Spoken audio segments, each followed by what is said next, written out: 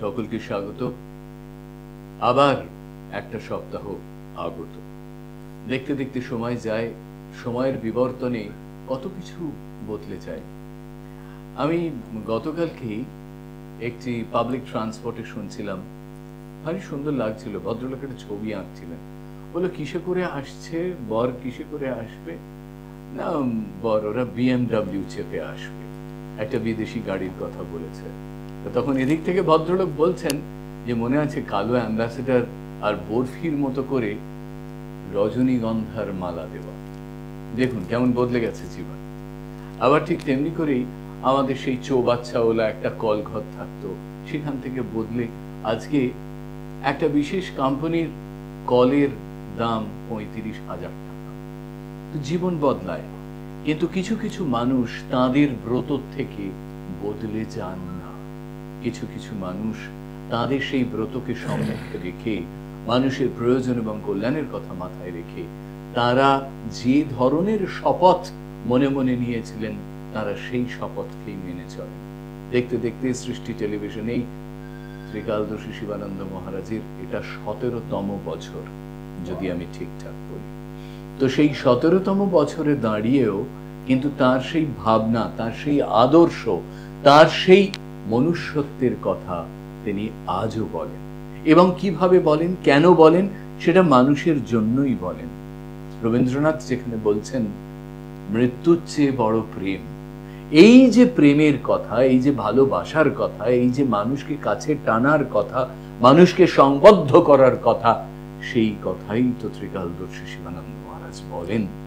এবং সেই কারণে শুধুমাত্র তার আশ্রম নয়, তার আশ্রম সংলগ্ন আমরা যে বৃদ্ধাশ্রম দেখতে পাই বাদু শিবানন্দ শিবাশ্রমের পাশে, সেখানেও কিন্তু আমরা সেই জীবনের জয়যাত্রার কথাই খুঁজে পাই।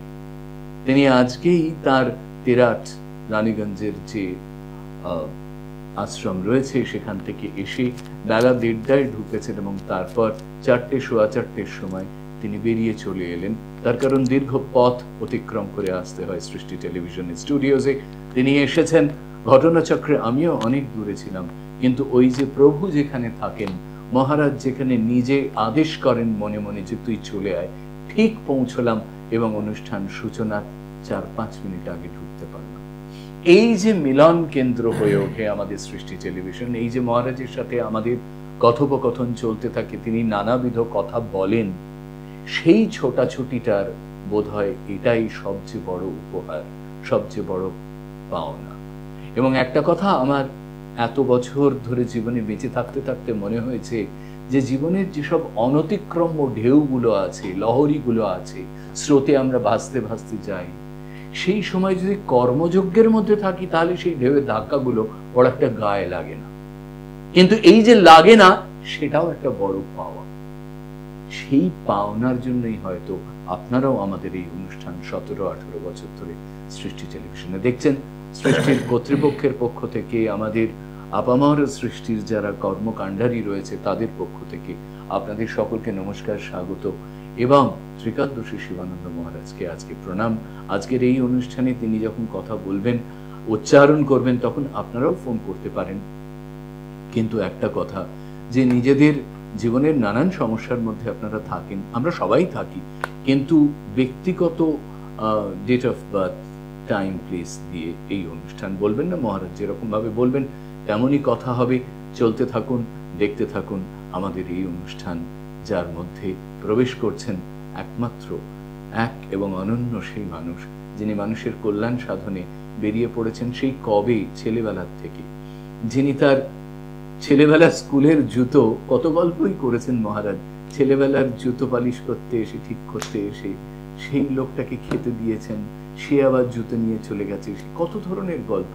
কিন্তু এই যে উপলব্ধি, ছোটবেলার থেকে আজ তার আশ্রমে গেলে যেসব ছেলেরা একটু একটু করে বড় হচ্ছে, সেখানে থাকছে, মন্ত্রোচ্চারণ করছে, খাওয়া দাওয়া করছে, সব মিলিয়ে এক আশ্চর্য কর্মযোগ্য। সকলকে প্রণাম, প্রণাম ত্রিকালদর্শী শিবানন্দ। আপনাতে আপনি থাকো, তুমি যেও না গো কারো ঘরে, যা চাইবি তাই বসে পাবি খোঁজনি অন্তপুরে আপনাতে আপনি থাকো তুমি যেও না গো কারো ঘরে পরম ধান পরশমণি যা চাইবি তা সব দিতে পারে ওরে কত মনি পড়ে আছে ওই চিন্তামণির নাচ দুয়ারে আপনাতে আপনি থাকো যেও না গো এই কারো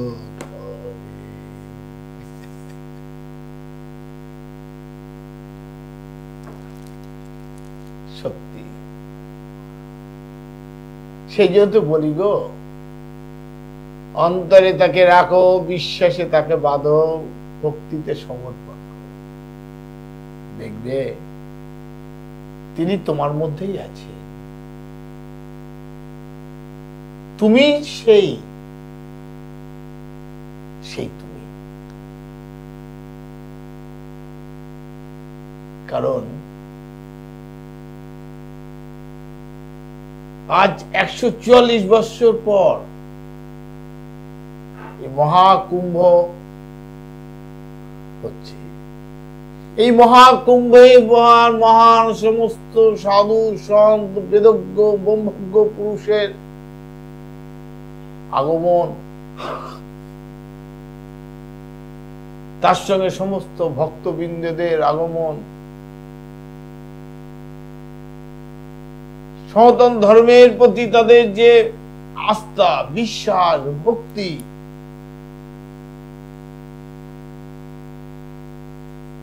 তার যে ফলপ্রসূ তার যে মাহাত্ম্য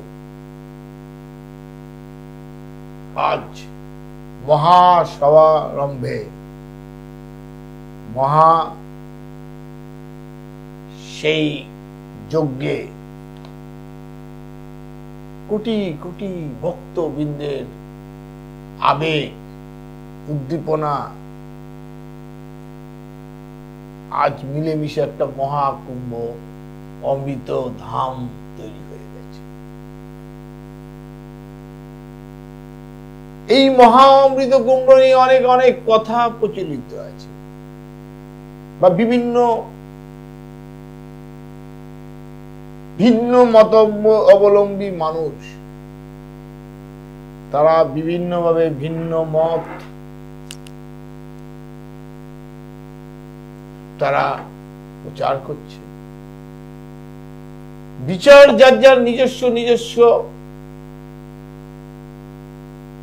চিন্তা শক্তির মাধ্যমে তারা বিচার করছে কিন্তু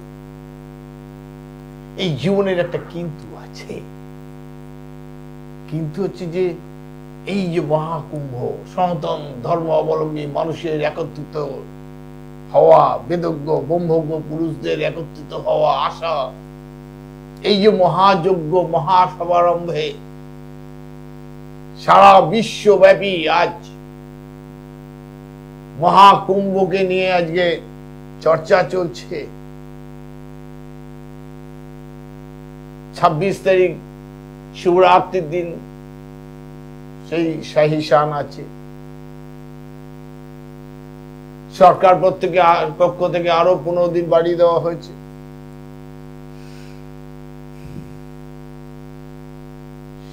সত্যি কি ওই স্নান করলেই আমি অমৃত লোকে যেতে পারবো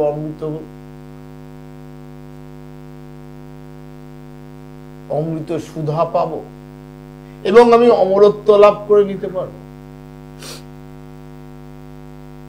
এটা বড় জানার দরকার জগৎগুরু শঙ্করাচার্য বলেছিলেন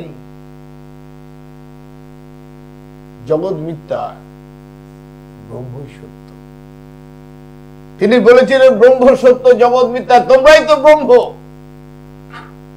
তোমরাই তো ব্রহ্মের অংশ, তোমরা সবাই ব্রহ্ম।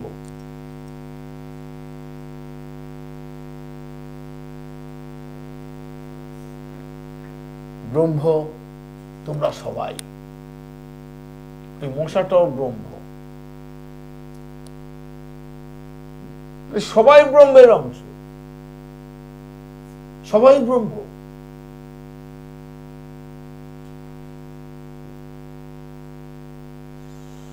এক ব্রহ্ম অদ্বিতীয়।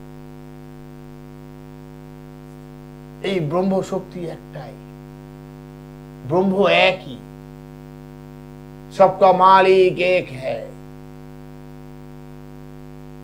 ব্রহ্ম বিশ্ব ব্রহ্মাণ্ড সৃষ্টি করলেন। ব্রহ্মা কি একা এই বিশ্ব ব্রহ্মাণ্ড সৃষ্টি করতে পারে গো? ব্রহ্ম তো পুরুষ, পুরুষ সৃষ্টি করবে কি করে একা ব্রহ্মাণ্ড? সেই জন্য তো ব্রহ্ম মিলিত হয়েছিলেন ব্রহ্ম স্বরূপিণী, ব্রহ্মরূপিণী। এই প্রকৃতি আদ্যা শক্তির সাথে মিলিত হয়ে এই ব্রহ্মাণ্ড সৃষ্টি করেছে। তিনি তো আমাদের মা। এই ভগবান ভয়ে ভক্তি, গয়ে গগন আকাশ, বয়ে বায়ু, আয়ে আগুন, নয় নীর জল, এই যে পঞ্চভূত, ক্ষিতি অপ তেজ মরুদ বোম, চতুর্ভূতে আমাদের দেহ তৈরি হচ্ছে, পঞ্চভূতে আমরা বিলীন হয়ে যাচ্ছি। এই ব্রহ্মতে উৎপত্তি, ব্রহ্মতেই আমরা বিলীন হচ্ছি। প্রশ্ন হবে তাহলে কি আমরা, আমি আর আপনার মধ্যে তফাৎ কেন এত?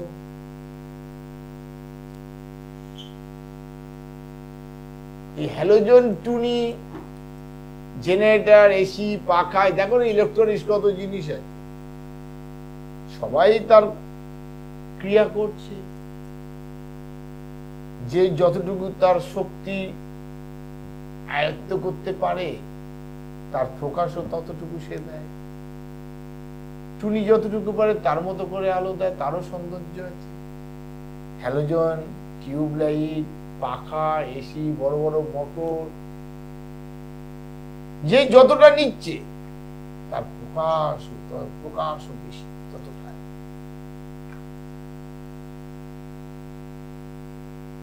এই শঙ্করাচার্য বলেন ব্রহ্ম সত্য, জগৎ মিথ্যা।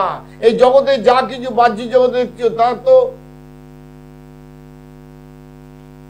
তো সবই নষ্ট হয়ে যাবে, নশ্বর। যা সৃষ্টি আছে তার তো ধ্বংস হবে, জন্ম আছে, মৃত্যু আছে। তাহলে তুমি অমরত্ব লাভ করবে কি করে, মুক্তি পাবে? শঙ্করাচার্য আরেকটি বলে, নামই কি বলো? হরে রাম রাম রাম হরে হরে, হরে কৃষ্ণ কৃষ্ণ কৃষ্ণ।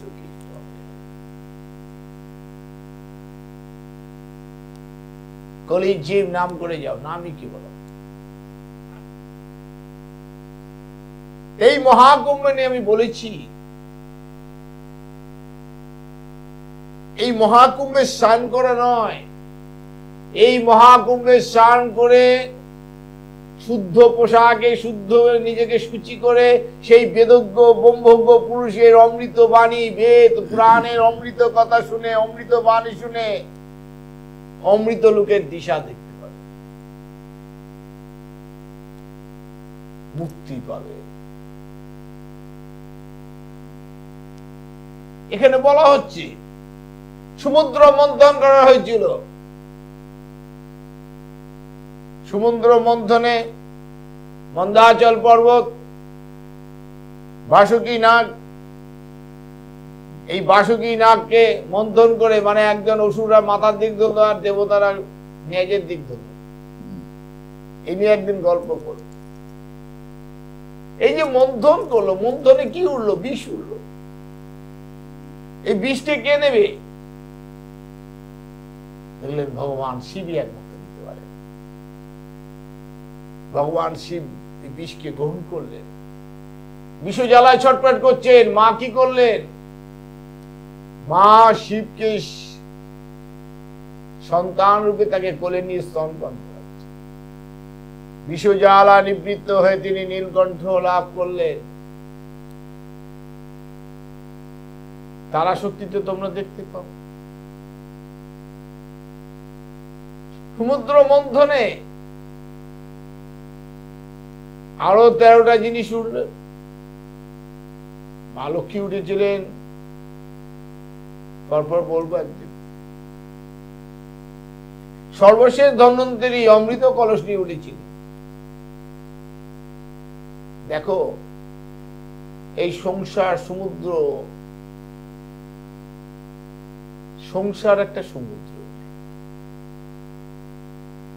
এই জগৎ একটা সমুদ্রে, মহাসমুদ্রে। বাসুকী নাগ, বাসুকী নাগ মানে যে পৃথিবী, এই পৃথিবী। বাসুকী নাগ মাথা উঁচু করে আছে, তাই জন্য বিজ্ঞানে বলেছে পৃথিবীর কিরকম আকৃতি না কমলা লেবুর মতো। উত্তর মেরুটা একটু চাপা। আধ্যাত্মিকতার মধ্যে সনাতন ধর্মে বলা হচ্ছে পৃথিবীকে বাসুকী নাগের উপরে। সেই জন্য বাসুকী নাগের উপরে কে শয়নে আছেন? স্বয়ং বিষ্ণু। ভালো করে চিন্তা করো, এই বাসুকী নাগ হচ্ছে পৃথিবী। এই পৃথিবীর সংসার, জগৎ সংসার, সমুদ্র জগৎ সমুদ্র, মহাসমুদ্র। সংসারটা সমুদ্র, মহাসমুদ্র হচ্ছে জগৎ সংসার। এই সমুদ্রকে যদি তুমি মন্থন করো, যদি এর ভালো করতে তুমি চাও, এর সবাইকে তুমি ভালো রাখতে চাও, তাহলে প্রথমে তোমার বিরহ, বেদনা, কষ্ট, যন্ত্রণা, অপবাদ, এই বিষ তোমার জীবনে আসবে। আর এই বিষ জ্বালায় তুমি ছটফট করবে, তুমি জীবনকে নিঃশেষ করে দিতে পারো। এই বিষ নেওয়ার মতো কে নিতে পারেননি? তিনি হচ্ছেন সচ্চিদানন্দ। তিনি বিষ, সেই গুরুর সান্নিধ্য নিতে হবে। গুরুই একমাত্র তোমার এই বিষ নিবৃত্ত করে তোমাকে অমৃত লোকে অমৃত সুধা পান করাবে। তুমি অমরত্ব লাভ করবে কিভাবে? দেখো, তোমার সুকর্মের মাধ্যমে এই জগৎ সংসারে, নিজের সংসার বলো, জগৎ সংসারে সকলের ভালোবাসার অমৃত সুধা পান করে তুমি অমৃত লোকে গমন করবে। তুমি অমৃত সুধা পান করে অমর হয়ে থাকবে এই জগৎ সংসারে, বিশ্ব সংসারে, বিশ্ব সমাজে। যেমন করে রবীন্দ্রনাথ থেকে আরম্ভ করে কবি সুকান্ত, জীবনানন্দ দাস থেকে কবি নজরুল, এসব কবি সম্পদ প্রচুর আছে। জসিমউদ্দিন থেকে বিভিন্ন কবি সম্প্রদায়, সাহিত্যিকের মধ্যে বঙ্কিমচন্দ্র থেকে শরৎচন্দ্র চট্টোপাধ্যায় প্রমুখ, প্রচুর প্রচুর। বিপ্লবীদের মধ্যে ক্ষুদিরাম বসু থেকে নেতাজি সুভাষ বোস, মহাত্মা গান্ধী, আরো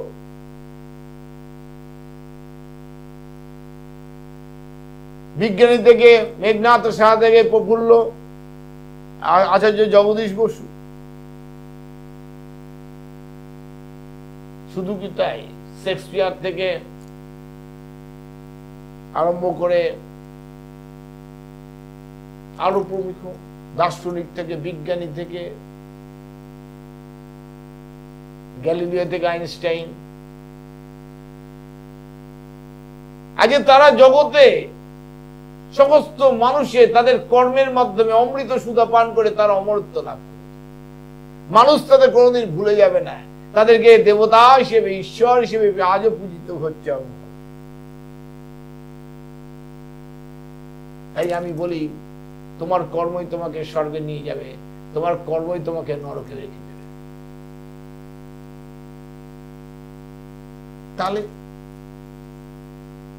তাহলে এই মহাকুম্ভের মাহাত্ম্য কি? মহাকুম্ভের মাহাত্ম হচ্ছে বেদজ্ঞ পুরুষ, ব্রহ্মজ্ঞ পুরুষ যারা আছেন তাদের মুখ নিশ্চিত বেদ পুরাণের অমৃত বাণী শুনতে হবে। অমৃত বাণী, অমৃত কথা শুনে শ্রবণ করে তোমার আত্মাকে পরম ব্রহ্মের সঙ্গে পরলোকে সেই পরম ব্রহ্মের মুক্তির আস্বাদন দেবে। তুমি সুকর্মের মধ্যে দিয়ে তুমি সকলের ভালোবাসার অমৃত সুধা পান করে তুমি অমরত্ব লাভ করো।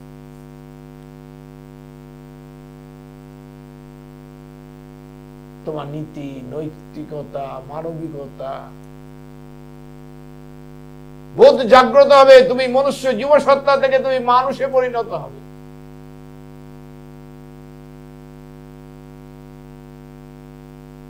তুমি একজন মানুষ হবে। আর একজন করে মানুষ হলে মানুষের সংসার থেকে, মানুষের সমাজ থেকে, মানুষের রাষ্ট্র থেকে, মানুষের মহাবিশ্ব।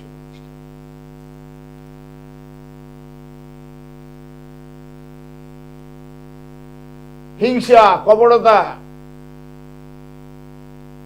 লোভ, মদ, মৈশ্বর্য, কামনা, বাসনা সবকিছু লুপ্ত হয়ে যাবে।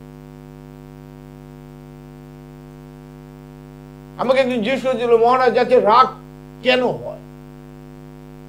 খুব ভালো কথা, রাগ কেন হয়? সত্যি তো, রাগ কেন হয়? রাগ আমাদের তখনই হয় যখন আমাদের প্রত্যাশিত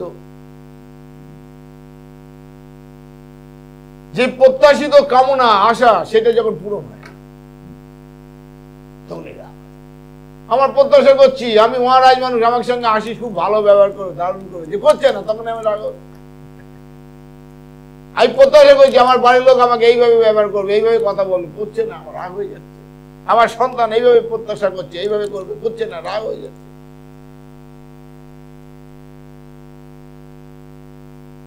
এই প্রত্যাশা পূরণ যখনই হয় না তখনই রাগের সৃষ্টি।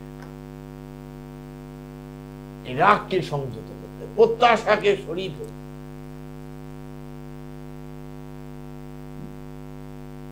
কর্তব্য হিসেবে কর্ম করতে হবে।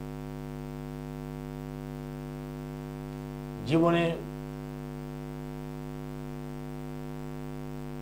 একটা কথা সর্বদাই মনে রাখতে হবে, খুব সোজা কথা।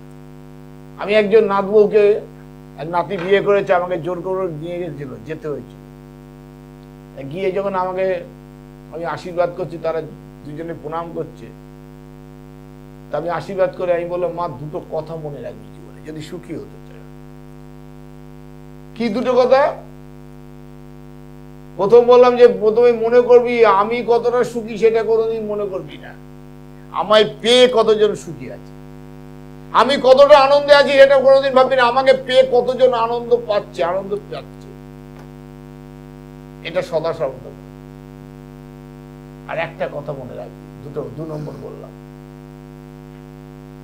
কখনো অনুভবের ওপর আর কারোর কথা শুনে কখনো বিচার করতে যাবি না। অনুভবের উপর এবং কারোর কথা শুনে কখনো বিচার করতে নেই। এই দুটো কথা যদি আমার সংসারের সমস্ত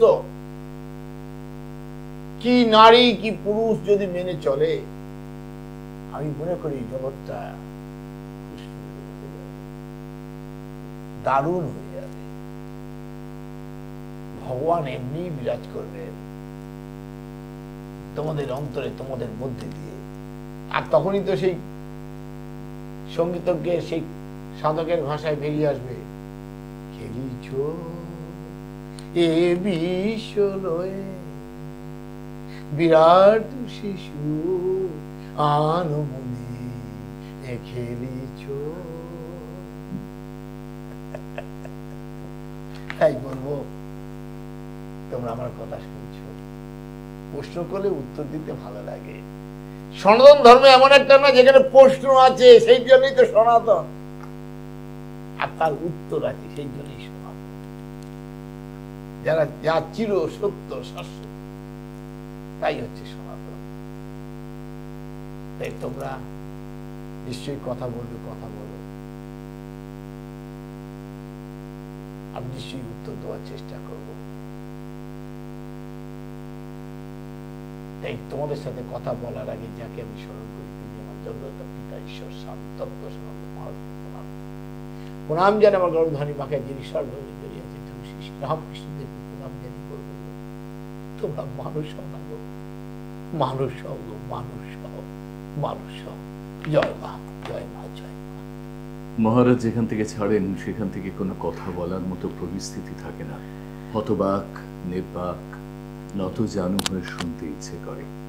সেই শোনার মধ্যে দিয়েই হয়তো মনের মধ্যে একটা বাণী প্রবেশ করে এবং বলতে ইচ্ছে করে যে এমন কথা আমরা পথে ঘাটে অন্যত্র কেন শুনতে পাই না। এই জীবন বা চিত্তশুদ্ধি যাকে বলে, চিত্তশুদ্ধিটা একটা আশ্চর্য জিনিস। এটা শুধুমাত্র কেউ একটা কথা বলল প্রয়োজনীয়, আমি সেটাকে ক্যারি আউট করলাম বা সেটার সমাধান করলাম, তাতে হয় না। এই যে মানুষ হতে চাওয়া, মানুষ হয়ে উঠতে পারা, এটা একটা ভয়ঙ্কর কর্মযজ্ঞ, একটা অদ্ভুত জায়গা যেখানে মানুষ অনেক সময় পৌঁছতে পারে না। ভালো মানুষ হতে গেলে অনেকগুলো গুণ দরকার হয় এবং সেই গুণের অনেকগুলো যদি সমষ্টি আমার মধ্যে না থাকে, আমি কখনোই কোনোভাবেই আমার এই চিত্তকে উচ্চতর অবস্থায় নিয়ে যেতে পারব না। ওই মহারাজ বললেন না যে খেলিছ বিরাট শিশু এ বিশ্বলয়ে। আমাদের প্রত্যেকের মধ্যেই কিন্তু একটা শিশু আছে এবং সেই শিশুকে আমরা ঠিক মতো কন্ট্রোল করতে পারছি কিনা, আমরা ঠিক মতো এগিয়ে নিয়ে যেতে পারছি কিনা, সেটা অত্যন্ত গুরুত্বপূর্ণ। আসবো সেই কথায়। কেউ আছেন আমাদের সাথে টেলিফোনে, তাকে প্রণাম জানিয়ে, নমস্কার জানিয়ে, ধন্যবাদ জানিয়ে কে আছেন জানতে চাইব। নমস্কার। বোলপুর থেকে বলছেন? বেশ, কে বলছেন? হ্যাঁ, আপনি কে বলছেন? চিত্রা দত্ত। চিত্রা দি, আমাদের নমস্কার। আপনার মায়ের কেমন বয়স নিশ্চয়ই মহারাজ জানতে চাইবেন। না না না, বয়সটা বলুন। 50। আচ্ছা, মায়ের নাম কি? সাধনা। মায়ের শরীর ভালো যাবে না মা, কোনোদিনই ভালো যায় না, এখনো যাবে। কি বললাম শুনতে পাচ্ছ? একদম যাবে না, কোমর থেকে পা নিয়ে প্রচন্ড ভুগবে, শুনতে পাচ্ছ?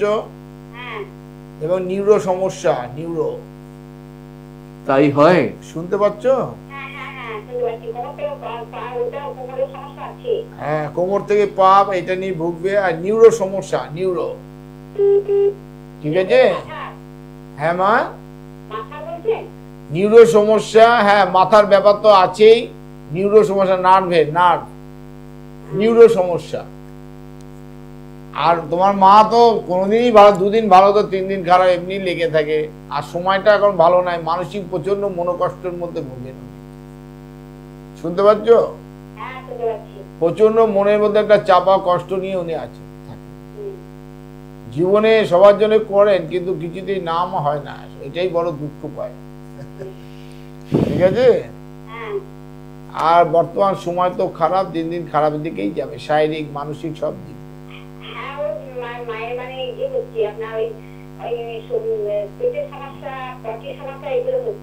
হ্যাঁ হ্যাঁ, শারীরিক মানসিক সব দিকে খারাপ দিকে যাবে মা। ঠিক আছে? পেটের সমস্যার জন্য মা ভালো একটা ডাক্তার দেখাতে হবে, তাই না? কমবে, ডাক্তারকে একটু ভালো করে দেখাও, ভালো ডাক্তার দেখাও, নিশ্চয়ই কমবে। ঠিক আছে? ভালো থাকবেন।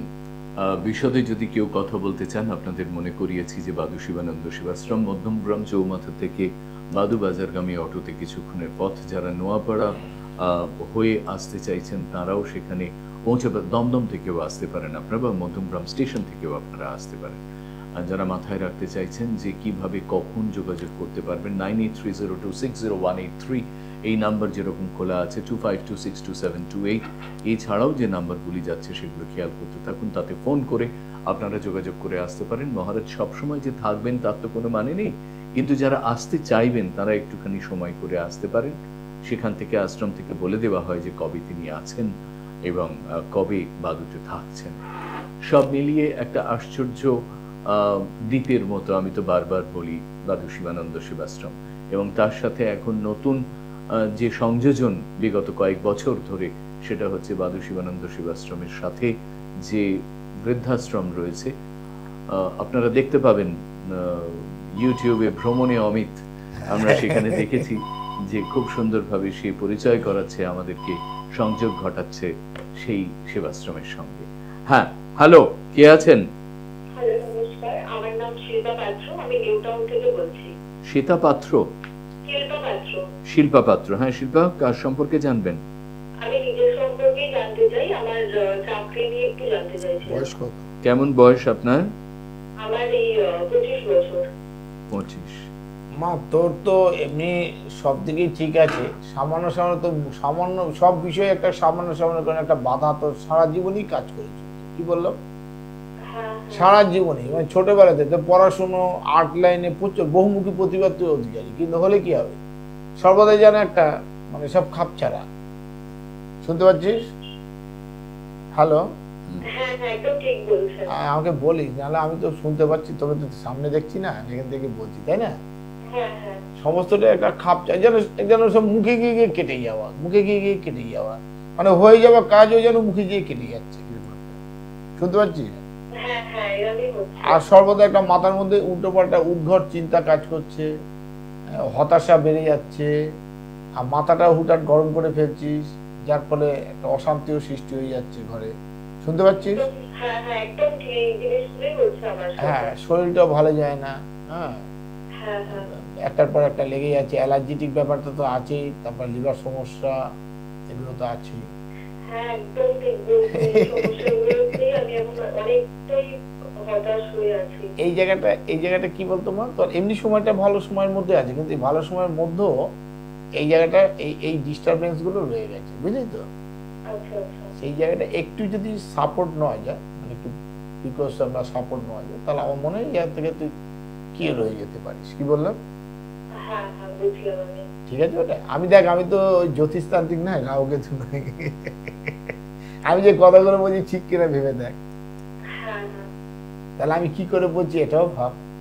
হ্যাঁ, সেটাই ভাবছি। আপনি তো একদম আমার পুরো একদম সঠিক কথাই বলে দিলেন। আর একটা কথা বলবো তোকে, যে হ্যাঁ, সবসময় স্থানকাল বুঝে উত্তর দিবি। কি বললাম? আচ্ছা, আচ্ছা। ঠিক আছে? তুই বড্ড মাথা গরম হয়ে গেলে উত্তর দিয়ে দিস। ব্যাপার কথাটা সত্য, কিন্তু সেটা অপ্রিয় সত্য হয়ে যায়। কি বললাম? হ্যাঁ, হ্যাঁ, এই জিনিসগুলো সত্যি হয় আমার সাথে। এটা একটু কন্ট্রোল করিস নিজেকে। হ্যাঁ, হ্যাঁ, ভালো থাকবেন, এবং যদি আপনি আসতে চান তাহলে সরাসরি আসতে পারেন বাদু শিবানন্দ সেবাশ্রমে। যেরকম ভাবে অন্যদের উদ্দেশ্যে বলছি, তেমনি ভাবে আপনাকেও বলি যে জীবন, নিজের চিত্তশুদ্ধি এবং এই যে অসুবিধাগুলো, এই অসুবিধা থেকে যদি বেরিয়ে আসতে চান, অসংখ্য মানুষ হয়েছে বেরিয়ে আসতে পেরেছেন, আপনারাও আসতে পারবেন বলে আমাদের বিশ্বাস। হ্যাঁ, নমস্কার, কে আছেন? আমি এক প্যান্ডেল থেকে বলছি। ব্যান্ডেল থেকে? আমি তো প্যান্ডেল শুনছি। বলুন। হ্যাঁ, কে বলছেন? ছেলের নাম আপনি জানতে চাই। ছেলের নাম কি? সৌরভ দুবে। সৌরভ সৌরভ দুবে। দুবে? বয়স কত? কত বয়স? 33। 33। তোমার নাম কি মা? আমার নাম হিরণ দুবে। কি নাম? আমি মা হই। হ্যাঁ, আরেকবার নামটা একটু বলুন। আমার নাম হিরণ দুবে, ছেলের নাম সৌরভ দুবে। সৌরভটা পাচ্ছি, আপনার নামটা পাচ্ছি না। আর ওর বাবার নাম কি? হিরণ দুবে, হিরণ দুবে। কেদার দুবে, সব দুবে টাইটেল, বাহ। হ্যাঁ, কিন্তু সৌরভ, তোমার ছেলের নাম সৌরভ। সৌরভ মানে হচ্ছে কি, মানে কি সুন্দর, মানে যার সৌরভ মানে গন্ধ নাকি স্মেল, না? হ্যাঁ, কিন্তু তোমার ছেলের সেই স্মেল এখন নেই, গন্ধ বেরোচ্ছে না, বুঝতে পারলে? তোমার ছেলের সময় খুবই খারাপ মা। কি বললাম? শুনতে পাচ্ছ? তোমার ছেলের সময় খুবই খারাপ, এবং দিন দিন খারাপের দিকেই যাচ্ছে, কোনো কাজেই স্থিরতা পাচ্ছে না, পাবেও না। শুনতে পাচ্ছ? কোনো কাজে স্থিরতা পাচ্ছে না, পাবে না। এই ছেলেকে নিয়ে সংসারে অশান্তি সৃষ্টি হচ্ছে, আরো দিন দিন এটা বৃদ্ধি পাবে। শুনতে পাচ্ছ? এবং শুধু তাই না, থানা পুলিশ আছে, মান সম্মান হানি, অভিযোগ, বদনাম, এগুলো লেগেই থাকবে তোমার ছেলেতে। শুনতে পাচ্ছ? এবং অর্থ নষ্ট করবে, অর্থ বেরিয়ে যাবে, অর্থ নষ্ট। শুনতে পাচ্ছ? আমি ঠিক বলছি কিনা ভুল বলছি বলো, আমি যে কথাগুলো বলছি ঠিক বলছি কিনা বলো। আমি কি বললাম প্রথমে? কোনো কাজে স্থিরতা পাচ্ছে না, পাবে না। কি বললাম? পাচ্ছে না, পাবে না, সর্বকার্যে বাধা, বললাম কি না? এবং এই ছেলেকে নিয়ে সংসারে অশান্তির কারণও হবে, কারণ হচ্ছে ছেলে মতের সাথে কাউর মত মেলে না, মিলবে না, শুনছো? আর ওই ঘরে বেশি মাথা গরম করবে। তোমার ছেলে প্রচন্ড জেদি এবং ও যেটা মনে করো সেটাই ঠিক মনে করে। কি বললাম? হ্যাঁ, এই জন্য মহারাজ যা বলেন দেখবেন ঘুরে ফিরে কিন্তু আপনি সেই বন্ধনেই ছেলেকে বেঁধেছেন, আপনি যেটা বলছেন। আর এই সময়টা 39 বছর পর্যন্ত এতটাই খারাপ যাবে, শুনতে পাচ্ছ? যার পরে থানা পুলিশ অযথা ঝুট ঝামেলা অশান্তি তোমার ছেলেকে নিয়ে লেগে যাবে, শুনতে পাচ্ছ? এবং পায়েতে লাগবে, একাধিকবার পায়ে লাগবে। মাগো, এখানে বসে আমি তো এইসব বলি না, আমি এখানে বসে তোমার ছেলের সম্বন্ধে আমি তো ছেলেকে দেখিনি, দেখেছি কি? আর তোমার ছেলের সম্বন্ধে আমি কিছু জিজ্ঞেস করিনি, তাই না? কিন্তু তোমার ছেলের সম্বন্ধে যে কথাগুলো বললাম সেইগুলো কি ঠিক বললাম? তাহলে যদি ঠিক বলে থাকি তাহলে কি করা উচিত সেটা নিজেরাই বিচার করো, আমি বলবো না। জীবনের অনেক চড়াই উতরাইয়ের কথা তো আপনারা বলতে আসেন, বলতে চান। আমার মনে হয় যদি একবার বাদুতে আপনারা কেউ যান বা মহারাজের অন্যান্য আশ্রমে যদি যান, সেই সব আশ্রমের ছবিও কিন্তু দেখা যাচ্ছে ইউটিউবে এখন। যদি যান তাহলে দেখবেন যে একটা শান্তির যে জায়গা, ভালো মন্দ যেরকম আমরা নিজেরাই বিচার করতে পারি, কারোর কাছে অবশ্য যেটা ভালো সেটা আমার কাছে ভালো নাও হতে পারে, সেটা অন্য জিনিস, কিন্তু এই যে ভালো মন্দ, স্পষ্ট অস্পষ্ট, খ্যাত অখ্যাত, এটা যে রবীন্দ্রনাথ বলেছিলেন, এগুলো কিন্তু আমাদের মন বলে দেয়। তাই জন্য ওই মন চলো নিজ নিকেতন, যে অসামান্য গান ঠাকুরকে শোনাতেন স্বামীজি, সেই এসেন্সটা, সেই যে ইথস জীবনের, যে ওটাই কিন্তু চরম এবং পরম, আমার মনে হয় সেই কথাটাই মহারাজ কিন্তু বারবার বলেন। এখানে যেরকম মুক্ত কণ্ঠে তিনি বলতে পারেন যে তোমরা এখন শঙ্খধ্বনি দাও না কেন, কেন এখন তুলসী মঞ্চে তোমরা প্রদীপ জ্বালো না, অসংখ্যবার তিনি বলেছেন। দেখবেন এখন ঘুরে ফিরে দেখা যাচ্ছে পালকিতে করে বউকে নিয়ে আসা হচ্ছে। আজকাল নতুন ট্রেন্ড হয়েছে আবার পুরোনো দিনের এইসব দেখানো, হাত পাখাগুলোকে সাজিয়ে সাজিয়ে লাগানো হচ্ছে দুয়ারে, যেখানে বিবাহ অনুষ্ঠান বা বাসর হচ্ছে। এবং সেও যেমন হচ্ছে, হ্যাঁ, আবার তার সঙ্গে সঙ্গে আবার বিভিন্ন সব ফটোকপি না কি সব হচ্ছে, সেটাও বল। হ্যাঁ, এখন তো প্রি ওয়েডিং, লোকেশন ওয়েডিং ইত্যাদি এইসবও হচ্ছে। মানুষ আগে যাচ্ছে, রিল তৈরি করছে, রিল না কি বলে।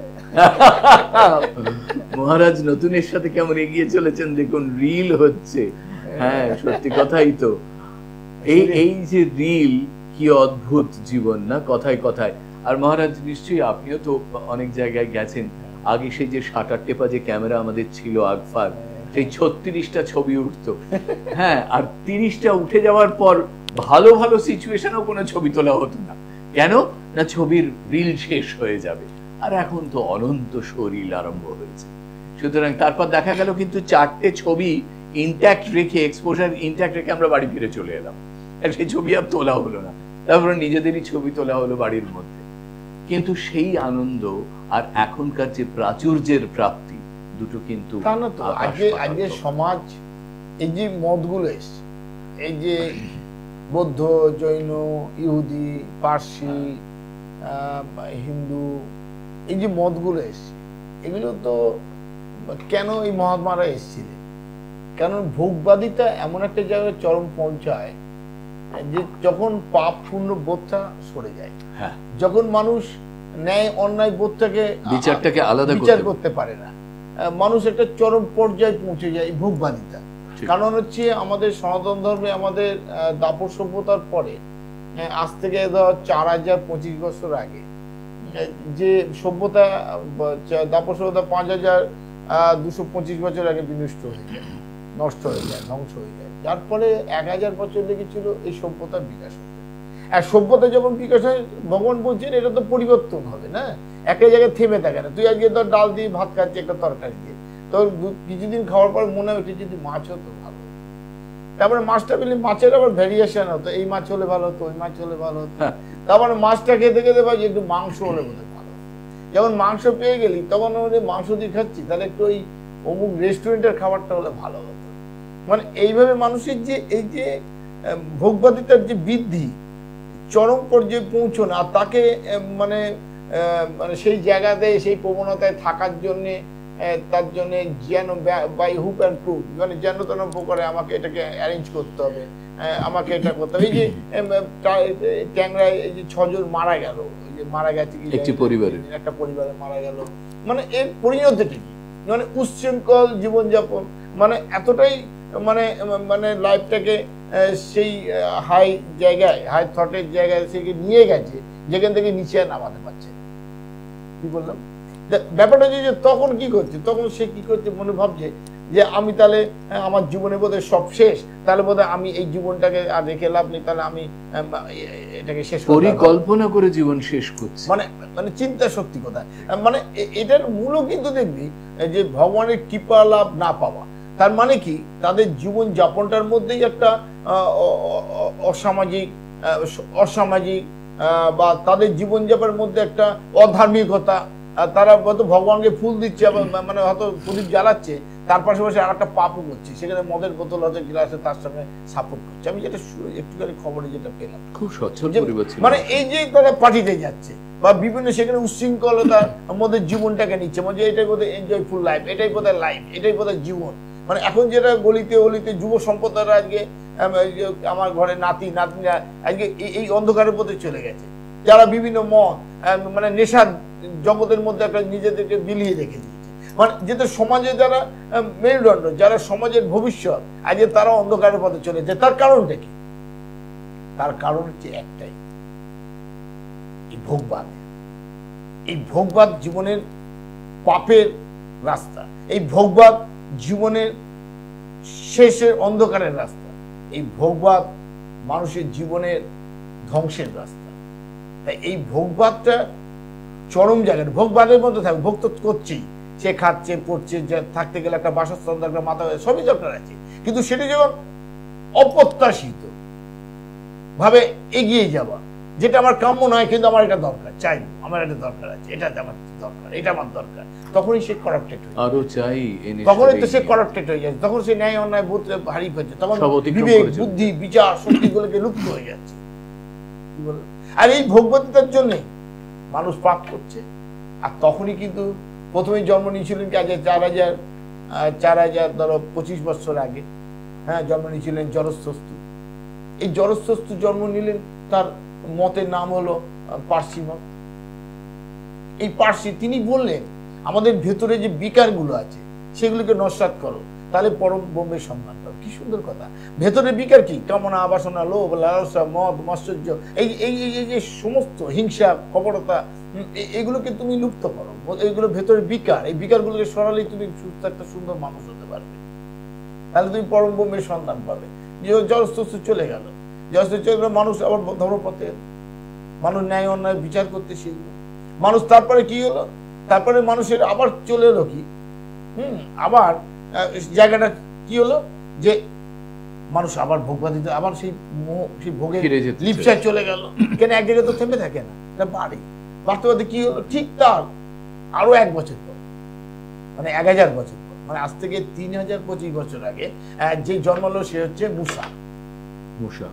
সে এইটিকে রক্ষা করে দিল, মানুষকে আবার ন্যায় পথে আনার জন্য মুসা এলো। মুসা বললো, তোমরা মূর্তি পূজ্য করছো কেন? তোমরা প্রার্থনা করো, প্রার্থনার মাধ্যমে তোমার ভেতরের তোমার এই মানে রিপুগুলোকে, তোমার ভেতরে যে দোষগুলো আছে সেগুলোকে দমন করো, লুপ্ত করে দাও, বার করলে তুমি পরম ব্রহ্মের সন্ধান পাবে। প্রার্থনা করো, মূর্তি পুজো করতে হবে না। এই মতটাকে নাম বলা হচ্ছে ইহুদি মত। ইহুদি মত চলে গেল, তার 200 বছরের মধ্যে 400 বছরের মধ্যে এলেন মহাবীর্য।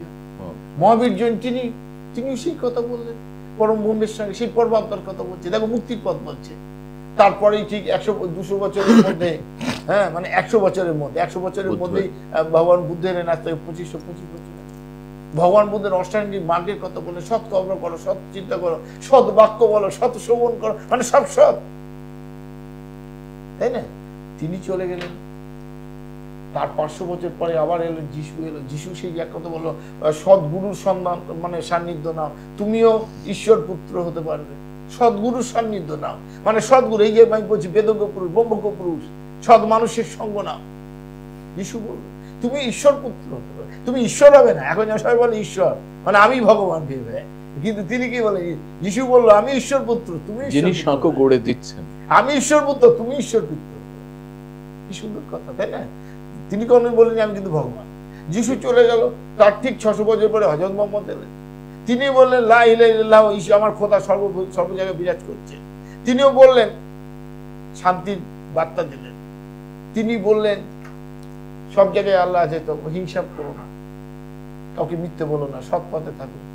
বলেনি অন্যের থেকে জমি কেড়ে নাও, তুমি ওই গুলি করো, মারপিট করো, হত্যা করো, কখনো বলেনি। কি বললাম? ঠিক মোহাম্মদ চলে গেলেন, 200 বছর পরে এলেন জগৎগুরু শঙ্করাচার্য, আজ থেকে 1225। তিনি বললেন এই জগৎ মিথ্যা, তুমি যে জগতের জন্য কামনা করছো, যার জন্য তুমি মিথ্যে কথা বলছো, যে জন্য লড়াই করছো, যা আজকে বাড়ি করছো, গাড়ি করছো, যা কিছু করছো, তুমি অন্যের জন্য করে যাচ্ছ, তুমি নিজের জন্য করছো না। তুমি আজ এত খেটে যেটা করে যাচ্ছ, সেটা কালকে অন্য লোক ভোগ করবে। আর তুমি থাকতে থাকতে সেটা সবাই যাতে ভোগ করে তার ব্যবস্থা করো, এটাই তো কি বললাম শঙ্করাচার্য। না আমি কে বললাম হরে কৃষ্ণ হরে রাম রাম রাম হরে হরে, হরে কৃষ্ণ কৃষ্ণ কৃষ্ণ। তার 600 বছর পরে চৈতন্য মহাপ্রভু এলেন। মহাপ্রভু এসে বলেন হরে রাম হরে কৃষ্ণ কৃষ্ণ কৃষ্ণ হরে হরে, হরে রাম রাম রাম হরে হরে। কলিযুগকে আরো আরো আরো আরো আরো আরো সামনে মুক্তির জন্য। তখনও তো মিলচ্ছকার, ব্যভিচার, মদ, নারী, জুয়া, মদ, মাংস ভগবানকে নিয়ে চলছে কি? তখনই ছিল। আজ শঙ্করাচার্য তৈরি করেছিলেন সেই নাগা সৈন্য, আজকে হয়ে গেল নাগা সন্ন্যাসী। মেয়েরা বললো যে আমরা কেন পিছিয়ে থাকবো, পুরুষ হয়ে গিয়ে যাবে আর আমরা হবো না, তারাও নাগা সন্ন্যাসিনী হয়ে গেল। বাহ্যিক জগৎ অন্তর্জগতের মধ্যে অনেক তফাৎ।